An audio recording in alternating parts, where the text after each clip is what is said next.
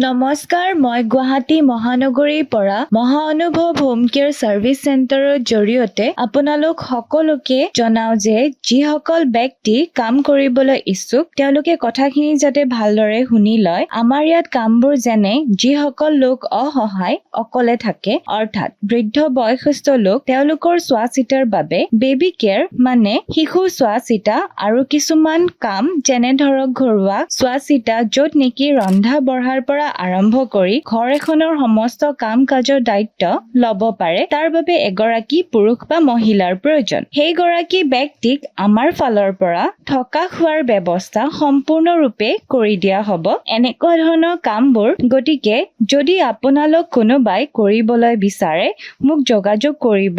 যোগাযোগৰ বাবে ফোন নম্বৰটো মই ভিডিঅ'টো স্ক্ৰীনত দি দিছো, মোক কন্টেক্ট কৰি ল'ব।